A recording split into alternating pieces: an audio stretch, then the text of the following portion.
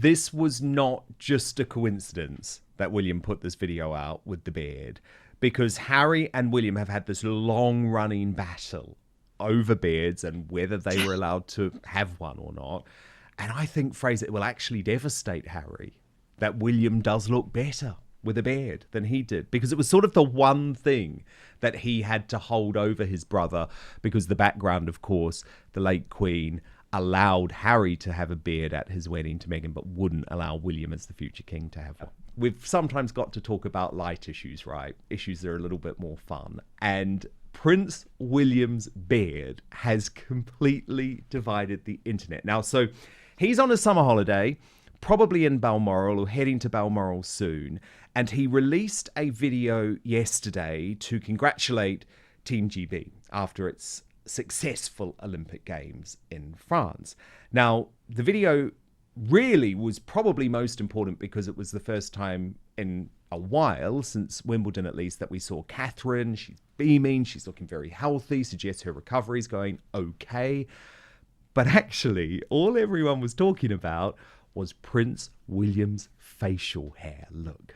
From all of us watching at home, congratulations to Team GB.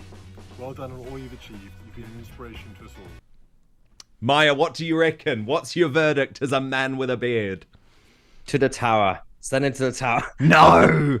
No, it suits him. There's a thing, because the whole thing's been modernized anyway, and some people are kicking off saying it shouldn't be allowed to have a beard. Like, we've had kings, like back in the day, like a lot of the German kings and Russian kings as well. They all love the beard. It says as long as it keeps it trimmed and like nice, and also it has to go with you, because if he loses more of his hair and if he actually starts having a beard, it will make him look like a pimp. I don't, that's a bit weird.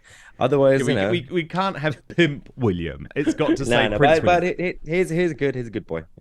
What's interesting about this, though, Maya, there is a psychological aspect to this, though, because the late Queen, she was pretty cool, really, when it came to most things to do with William and Harry. But the one thing that she banned William from was having a beard, especially for big occasions like his wedding. She said, "You're the future king. You have to be unshaven."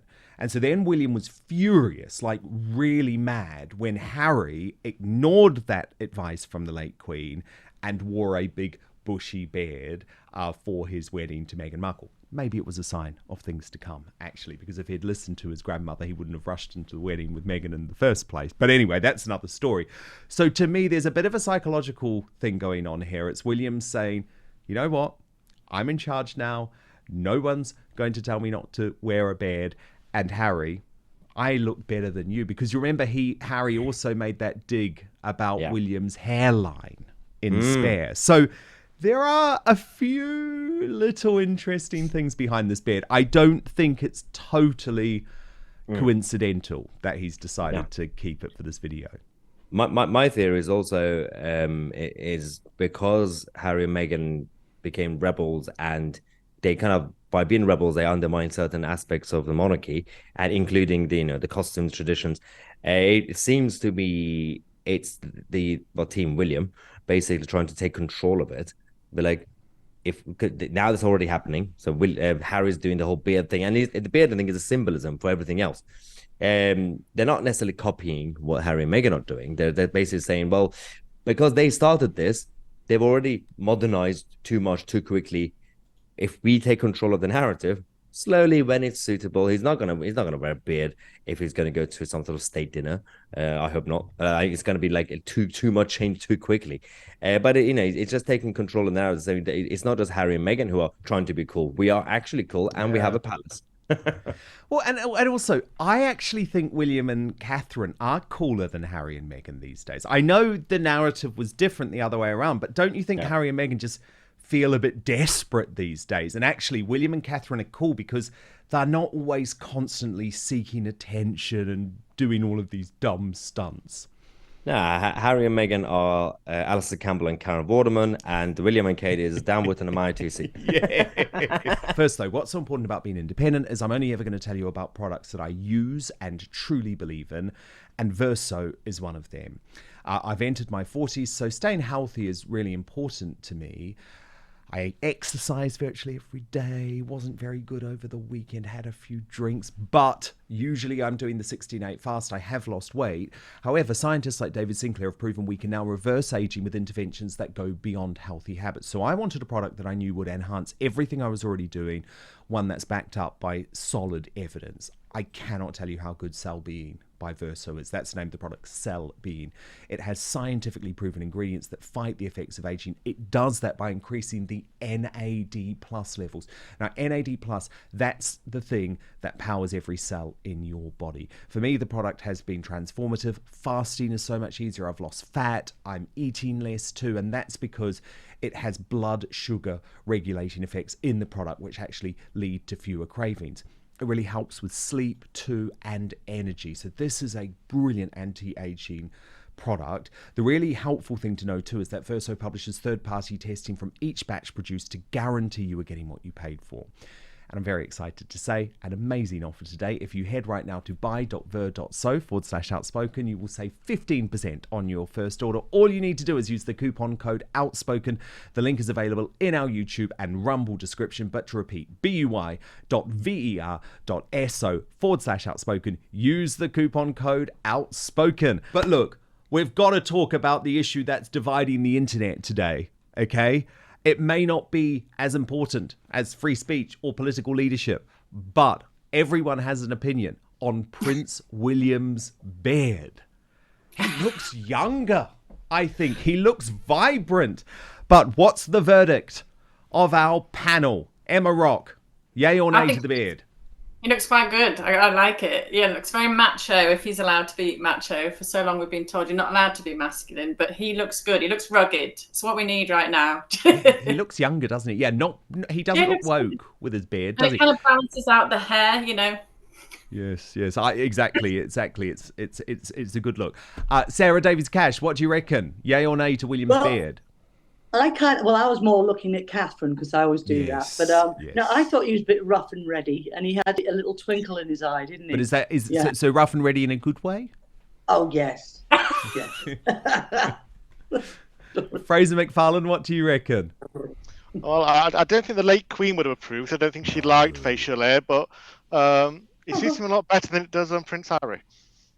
Yeah, it does actually. And this is what's so interesting, right? Believe me, this was not just a coincidence that William put this video out with the beard, because Harry and William have had this long-running battle over beards and whether they were allowed to have one or not. And I think, Fraser, it will actually devastate Harry that William does look better with a beard than he did, because it was sort of the one thing that he had to hold over his brother, because the background, of course, the late Queen allowed Harry to have a beard at his wedding to Meghan, but wouldn't allow William as the future king to have one. Well, you're actually making me feel bad for Harry for once, that the only thing he could hold over his brother was having a beard. Poor lad. I've never actually felt sympathy for Harry until just now. And now he's lost that too. He's lost that too. Poor guy. Yeah, karma. But no, I think, look, it was obviously summer. So he probably thought, well, I'm on my holidays, I'm not going to shave. But I personally would not mind seeing William out and about with a beard. I thought it looked good. But Fraser, do you think that the late Queen was right, that the head of state or the future head of state should not have facial hair? I honestly don't think it matters. I think we just need to allow them to have some time as a family during this summer, enjoy themselves, and then get back to working in the later in the year when Catherine's back to full health. And wasn't it amazing, Sarah, to see Catherine glowing in that photo and video? Oh, I love it. And I worry about her all the time. Yeah. And you know what really hurt? Because I didn't believe that she had cancer to begin with, because it hadn't come out. And I thought, well, it's got to be serious. And then there was all that nastiness online.